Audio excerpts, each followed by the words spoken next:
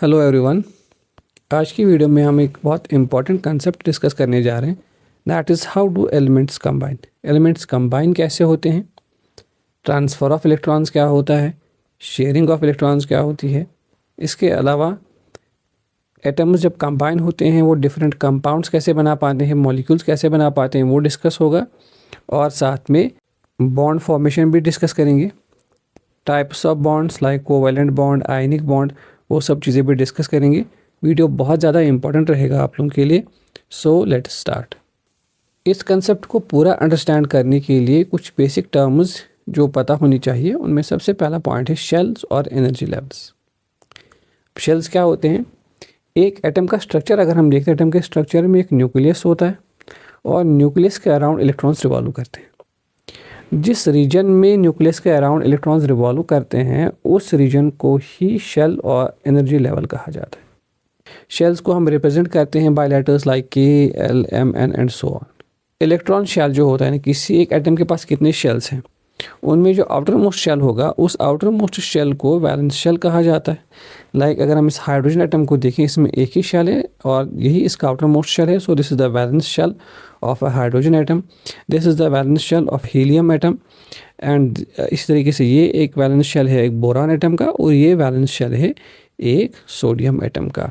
Hydrogen के case में एक ही शेल है तो के नाम होगा, हीलियम के केस में भी एक ही तो के शेल, बोरान के केस में दो है तो के शेल और outermost shell L shell, sodium के केस में K shell, L shell and M shell. So the outermost shell of an atom is called the valence shell. अब इस वैलेंस शेल में जो electrons present होते हैं ये electrons valence electrons कहलाते हैं। The electrons present in the valence shell of an atom are called valence electrons. Like hydrogen का ये वैलेंस शेल है, इसमें एक इलेक्ट्रॉन है तो this is the valence electron of hydrogen. Helium के केस में दो वैलेंस इलेक्ट्रॉन्स हैं, बोरान के केस में 1, 2 एंड 3 वैलेंस इलेक्ट्रॉन है एंड सोडियम के केस में एक वैलेंस इलेक्ट्रॉन है। वैलेंस इलेक्ट्रॉन 1 से लेके 8 तक होते हैं डिफरेंट एलिमेंट्स के एटम्स में, और ये वैलेंस इलेक्ट्रॉन ही एक एलिमेंट की केमिकल रिएक्टिविटी और उसके बॉन्डिंग बिहेवियर को डिटरमाइन करते हैं। एक एलिमेंट कौन सा बॉन्ड फॉर्म करेगा, किस तरीके की उसकी केमिकल रिएक्टिविटी होगी, वो सारा वैलेंस इलेक्ट्रॉन्स ही डिटरमाइन करते हैं। Now the next thing is noble gas configuration. What is configuration? Is the distribution of electrons in various shells of an atom. एक एटम में जितने शेल्स हैं और उस एटम में जितने इलेक्ट्रॉन्स हैं उनका डिस्ट्रीब्यूशन क्या है, किस तरीके से उसमें इलेक्ट्रॉन्स डिस्ट्रीब्यूटेड हैं। अब नोबल गैस कॉन्फिगरेशन मीन्स कि distribution of electrons in the shells of noble gases. Noble gas का ये डिस्ट्रीब्यूशन होता है कि उनके शेल्स कंप्लीटली फिल्ड होते हैं। Like this K shell, it can accommodate maximum of 2 electron. इसमें 2 ही इलेक्ट्रॉन एकोमोडेट हो सकते हैं, यहाँ पे 2 इलेक्ट्रॉन बराबर हैं। या हीलियम के केस में आप देखिए यहाँ पे 2 इलेक्ट्रॉन्स बराबर हैं। नोबल गैस के केस में आउटर मोस्ट शेल्स जो होते हैं दे आर कम्प्लीटली फिल्ड, यानी जितने इलेक्ट्रॉन एक आउटर मोस्ट शेल किसी एटम का होल्ड कर पाता है, नोबल गैस में उतने इलेक्ट्रॉन्स बराबर होते हैं। लाइक हीलियम में के शेल है, it can accommodate a maximum of 2 electrons. Helium के केस में 2 इलेक्ट्रॉन्स यहाँ पे हैं। नियॉन के पास के शेल है और एल शेल है, एल शेल में 8 इलेक्ट्रॉन्स एकोमोडेट हो सकते हैं, इसमें 8 इलेक्ट्रॉन्स हैं क्योंकि outermost shell of an atom can accommodate a maximum of 8 electrons except helium जिसमें 2 ही होते हैं because it has only 1 shell. बाकी सारे एटम जिनमें एक से ज़्यादा शेल्स हैं उनके आउटर मोस्ट शेल में मैक्सिमम 8 ही इलेक्ट्रॉन्स एकोमोडेट हो सकते हैं। And in case of noble gases इनके आउटर मोस्ट शेल्स हमेशा कम्प्लीटली फिल्ड होते हैं, तो इस वजह से ये स्टेबल होते हैं, नॉन रिएक्टिव होते हैं। This is the reason for the inertness, chemical inertness of noble gases. So ऐसे डिस्ट्रीब्यूशन ऑफ इलेक्ट्रॉन्स को जहाँ पे ये नोबल गैसेस स्टेबल हैं और कम्प्लीटली फिल्ड शेल्स इनके अंदर है, इसको नोबल गैस कॉन्फिगरेशन नाम दिया जाता है। Now duplet rule and octet rule, ये क्या होते हैं? किसी भी एक एटम को अगर स्टेबल इलेक्ट्रॉनिक कॉन्फिगरेशन हासिल करनी है, यानी configuration like that of noble gases, so अगर किसी एक एटम के पास एक सिंगल शेल है, एक ही शेल है, सो इसको स्टेबल होने के लिए उस शेल में 2 इलेक्ट्रॉन्स चाहिए और 2 इलेक्ट्रॉन्स किसके पास होते हैं? Like that of the noble gas helium. यानी किसी भी एक एटम को अगर स्टेबल होना है और स्टेबल होने के लिए उसको 2 इलेक्ट्रॉन चाहिए अगर उसके पास एक ही शेल है, और वो 2 इलेक्ट्रॉन हासिल करना और उसके बाद हीलियम के जैसा होना, इसी को कहते हैं ड्यूप्लेट रूल या अपना ड्यूप्लेट वो एटम कंप्लीट करेगा, वो एलिमेंट कंप्लीट करेगा। For example in case of hydrogen, एक ही इलेक्ट्रॉन है इस शेल में। अगर इस हाइड्रोजन एटम को स्टेबल होना है, इसको 2 इलेक्ट्रॉन चाहिए इस शेल में, मीन्स इट नीड्स 1 इलेक्ट्रॉन मोर, इसको एक और इलेक्ट्रॉन चाहिए, तब जाके 2 इलेक्ट्रॉन इसके होंगे, तो ये हीलियम के जैसा हो जाएगा। So for an atom to achieve stable electronic configuration, it must have 2 electrons in the first shell, that is the outermost shell, like that of the noble gas helium. And what is octet rule? Octet rule ये कहता है कि किसी भी atom को अगर stable होना है और उसमें एक से ज़्यादा शेल्स हैं, तो उसके आउटर मोस्ट शेल में 8 इलेक्ट्रॉन होने चाहिए, तब जाके वो किसी नोबल गैस के जैसा होगा, अदर दैन हीलियम, हीलियम को छोड़ के। नियॉन के जैसा हो सकता है, आर्गन के जैसा हो सकता है, क्रिप्टॉन या किसी और नोबल गैस के जैसा। इलेक्ट्रॉनिक कॉन्फ़िगरेशन अगर एक एटम को चाहिए, उसके आउटर मोस्ट शेल में 8 इलेक्ट्रॉन्स होने चाहिए। Now as we have discussed about octet rule, duplet rule, noble gas configuration, अब हम केमिकल बॉन्ड को अंडरस्टैंड करेंगे और इजी भी रहेगा हमारे लिए केमिकल बॉन्ड को अब अंडरस्टैंड करना। एटम्स की ये कोशिश रहती है कि वो इलेक्ट्रॉन्स गेन करते हैं, लूज़ करते हैं या शेयर करते हैं, ताकि वो अपने ऑक्टेट या ड्यूप्लेट को कंप्लीट कर पाए। ऑक्टेट और ड्यूप्लेट एलिमेंट्स एटम्स इसलिए कंप्लीट करते हैं ताकि वो स्टेबल हो सकें, नोबल गैस की जैसे इलेक्ट्रॉनिक कॉन्फ़िगरेशन में आ जाए। सो जब एटम्स ये चीज़ करेंगे कि वो गेन, लॉस या शेयर ऑफ इलेक्ट्रॉन्स करेंगे, इस इंटरेक्शन की वजह से उनके बीच अट्रैक्टिव फोर्सेस क्रिएट होते हैं। वो अट्रैक्टिव फोर्सेस उन एटम्स को होल्ड करके रख रहे हैं एक दूसरे के साथ, और एज सच इस अट्रैक्टिव फोर्स की वजह से उनके बीच में केमिकल बॉन्ड बनता है। तो सिंपल टर्म्स में अगर हम देखें केमिकल बॉन्ड क्या होता है, chemical bond is the force of attraction that holds 2 और more atoms together to form a molecule और अ कंपाउंड।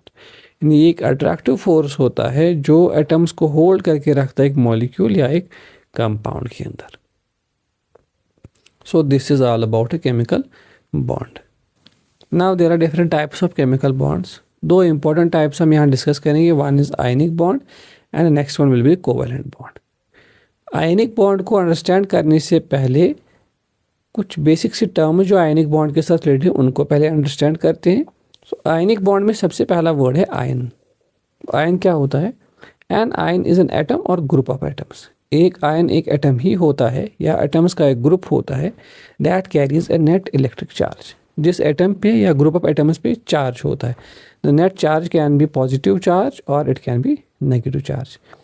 यानी एक आयन एक एटम हो सकता है, ग्रुप ऑफ एटम हो सकता है जिस पे चार्ज होता है, और ये चार्ज कैसे आता है उसमें? ड्यू टू लॉस और गेन ऑफ इलेक्ट्रॉन्स। या तो एटम ने इलेक्ट्रॉन लॉस किए हैं या एक एटम ने इलेक्ट्रॉन्स गेन किए हैं, उस वजह से उसमें नेट चार्ज आया है पॉजिटिव और नेगेटिव। एक एटम को अगर हम यहाँ देखें, एटम के स्ट्रक्चर में देखें, उसके अंदर एक न्यूक्लियस होता है। न्यूक्लियस में एक एटम के प्रोटॉन्स होते हैं which are positively charged particles. Neutrons होते हैं which are electrically neutral, so इनका चार्ज में कोई रोल नहीं है। एंड इलेक्ट्रॉन्स होते हैं एक एटम में विच आर इलेक्ट्रिकली नेगेटिव, ये नेगेटिवली चार्ज्ड पार्टिकल्स होते हैं। तो एक एटम में जितने नंबर ऑफ प्रोटॉन्स होते हैं उतने ही इलेक्ट्रॉन्स भी होते हैं एक न्यूट्रल एटम में, जिसने इलेक्ट्रॉन ना लॉस किए हैं ना गेन किए हैं। ऐसे एटम में प्रोटॉन्स और इलेक्ट्रॉन्स का नंबर बराबर होता है। अब प्रोटॉन्स के ऊपर जितना पॉजिटिव चार्ज होता है उतना ही नेगेटिव चार्ज एक इलेक्ट्रॉन पे होता है। It means in a neutral atom the magnitude of the positive charge is equal to the magnitude of the negative charge. यानी पॉजिटिव चार्ज और नेगेटिव चार्ज सिंपल टर्म्स में बोले तो बराबर होते हैं। अब इलेक्ट्रॉन्स अगर लॉस हुए या गेन हुए, लॉस मीन्स एक एटम ने एक इलेक्ट्रॉन लूज कर दिया। फॉर एग्जांपल ये एटम है, इस एटम का एक ही इलेक्ट्रॉन जो है ये लॉस हुआ, ये चला गया। एज सच इस एटम में क्या हुआ? नेगेटिव चार्ज की कमी हो गई, एक नेगेटिव चार्ज कम हो गई। अब पॉजिटिव चार्ज तो उतना ही है जितना पहले था, नेगेटिव चार्ज के कम होने से इसके अंदर का पॉजिटिव चार्ज बढ़ गया, और पॉजिटिव चार्ज बढ़ जाने से ये एटम पॉजिटिवली चार्जड हो जाएगा। जब इसमें पॉजिटिव चार्ज आएगा तो ये आयन कहलाएगा। एक और चीज़ ये हो सकती है कि एक एटम इलेक्ट्रॉन गेन करेगा।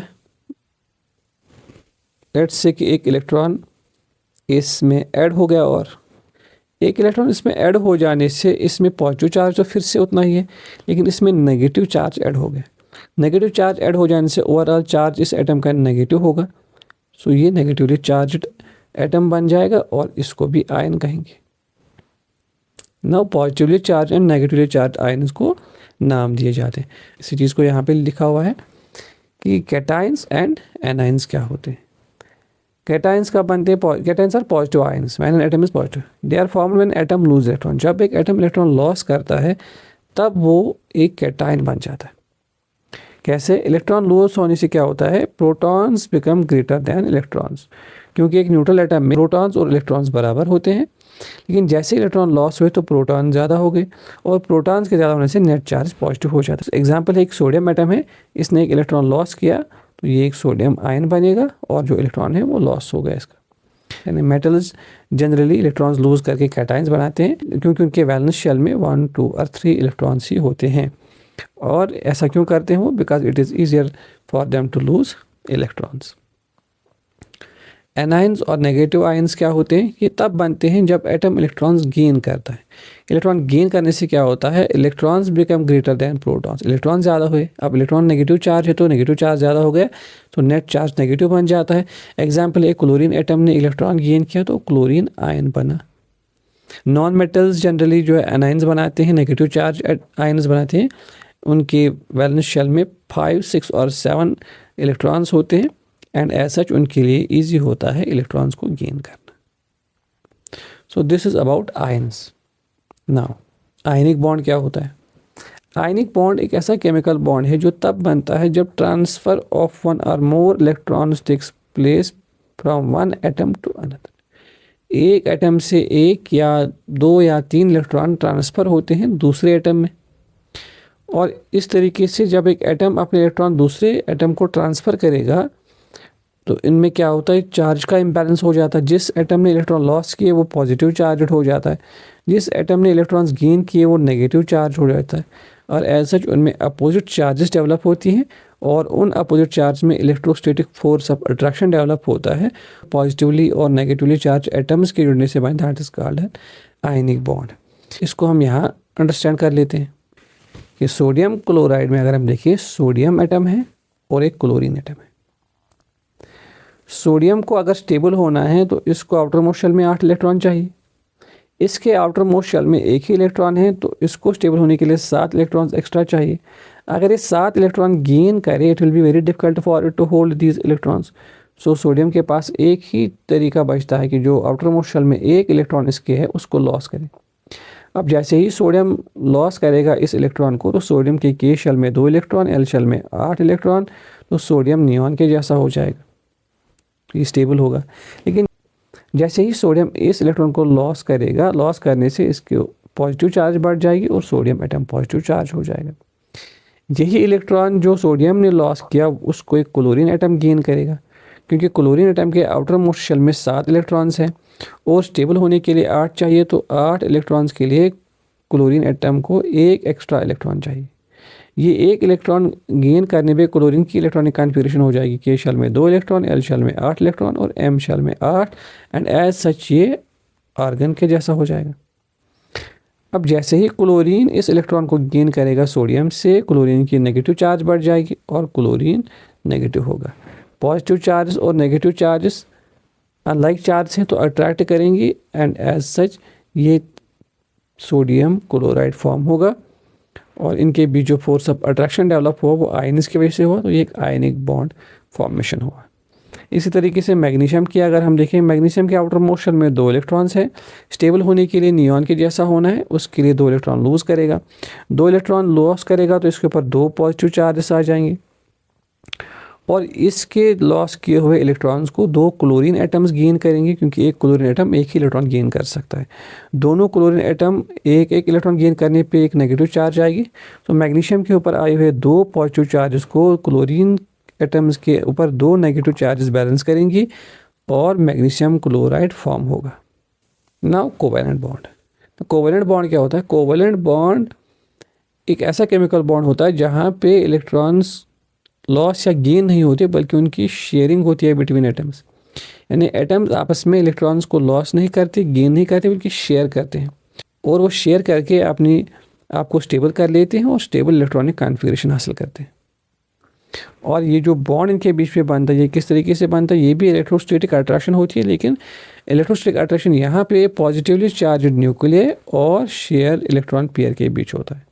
आयनिक बॉन्ड में इलेक्ट्रोस्टैटिक अट्रैक्शन आयन्स के बीच में होता है, पॉजिटिवली चार्ज एटम और नेगेटिवली चार्ज एटम के बीच में, लेकिन कोवेलेंट बॉन्ड के केस में ये इलेक्ट्रोस्टैटिक अट्रैक्शन न्यूक्लियस और शेयर्ड इलेक्ट्रॉन्स के बीच में, जो इलेक्ट्रॉन शेयर हो रहे हैं उनके और जो एटम उन इलेक्ट्रॉन्स को शेयर कर रहे हैं उन एटम के न्यूक्लियर के बीच। एग्जाम्पल के तौर पर लेते हैं, suppose this is an atom और इस एटम के इस शेल में 7 इलेक्ट्रॉन्स हैं और स्टेबल होने के लिए 8 इलेक्ट्रॉन्स चाहिए होते हैं। तो इस एटम को एक इलेक्ट्रॉन की ज़रूरत है। Same is the case with this atom, इस एटम को भी एक इलेक्ट्रॉन की ज़रूरत है ताकि ये स्टेबल हो सके। अब ये दो एटम्स आपस में इंटरेक्ट करेंगे, दे विल शेयर 1 इलेक्ट्रॉन ईच, एक इलेक्ट्रॉन ये शेयर करेगा, एक इलेक्ट्रॉन ये, in total it is 1 pair of electrons. जब ये इलेक्ट्रॉन शेयर करेंगे तो इन दोनों एटम्स के जो न्यूक्लियर है, इसका न्यूक्लियस और इसका न्यूक्लियस, दोनों न्यूक्लियर इस शेयर पेयर ऑफ इलेक्ट्रॉन को अट्रैक्ट करेंगे अपनी तरफ एंड उस वजह से ये दोनों बॉन्ड हो जाएंगे एक साथ। अब शेयरिंग ऑफ इलेक्ट्रॉन की वजह से इनके बीच में बॉन्ड हुआ, तो such a bond is a covalent bond because of the mutual sharing of electron between atoms. Covalent bond के टाइप्स क्या क्या होते हैं? Single covalent bond, double covalent bond and triple covalent bond. एक एक करके डिस्कस करते हैं तीनों को। सिंगल कोवेलेंट बॉन्ड क्या होता है? जब दो एटम्स के बीच में एक इलेक्ट्रॉन पेयर शेयर होगा, then the bond formed between them is a single covalent bond. Example के तौर पर लेते हैं, एक हाइड्रोजन एटम के पास एक इलेक्ट्रॉन है और स्टेबल होने के लिए इसको 2 इलेक्ट्रॉन्स चाहिए। दूसरा हाइड्रोजन एटम है तो इसके साथ भी यही चीज़ है, इसको भी 2 इलेक्ट्रॉन चाहिए। अब ये दो एटम अपने आप को स्टेबल करने के लिए अपने इन इलेक्ट्रॉन्स को शेयर करेंगे आपस में।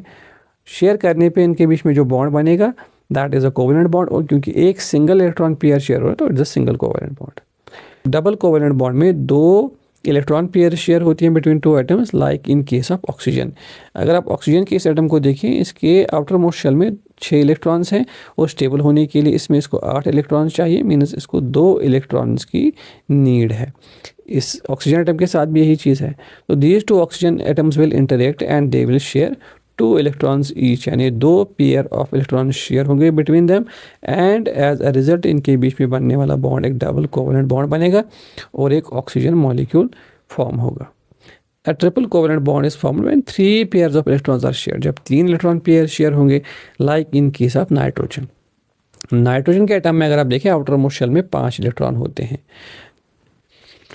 आउटर मोस्ट शेल में 8 इलेक्ट्रॉन होने के लिए इसको 3 इलेक्ट्रॉन्स की नीड है। अब 3 इलेक्ट्रॉन कैसे लाएगा? एक नाइट्रोजन एटम भी 3 इलेक्ट्रॉन शेयर करेगा, दूसरा नाइट्रोजन एटम भी 3 इलेक्ट्रॉन शेयर करेगा।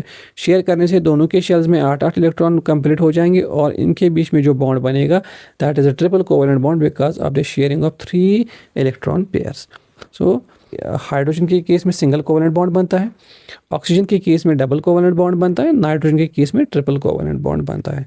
और भी एग्जाम्पल्स हैं जहाँ पे सेम टाइप ऑफ एटम्स नहीं बल्कि डिफरेंट एलिमेंट्स के एटम्स भी कंबाइन होकर बॉन्ड बना लेते हैं। लाइक एक एग्जांपल यहाँ पे है, ये मीथेन के इट्स अ कंपाउंड CH4, इसको मीथेन कहा जाता है। यहाँ पे एक कार्बन एटम के ये जो रेड कलर से दिखाए हुए हैं, these are outermost electrons of a carbon atom, जो 4 हैं। इस कार्बन के शेल में इसको 8 इलेक्ट्रॉन चाहिए, so it needs 4 more electrons. तो कार्बन इस ज़रूरत को पूरा करने के लिए 4 हाइड्रोजन एटम्स के साथ अपने 4 इलेक्ट्रॉन्स को शेयर करता है। एक हाइड्रोजन एटम भी अपने ड्यूप्लेट को कंप्लीट करने के लिए 1 इलेक्ट्रॉन शेयर करता है। तो इन दोनों के बीच में हाइड्रोजन भी स्टेबल हो रहा है, कार्बन भी स्टेबल हो रहा है और इनके बीच में इस कोवेलेंट बॉन्ड की वजह से CH4 यानी मीथेन फॉर्म हो रहा है। अब last point in this video is कि ये कंपाउंड जो यहाँ पे बना हुआ है इट इज़ अमोनिया। स्ट्रक्चर इस कंपाउंड का बना है ammonia with the formula NH3।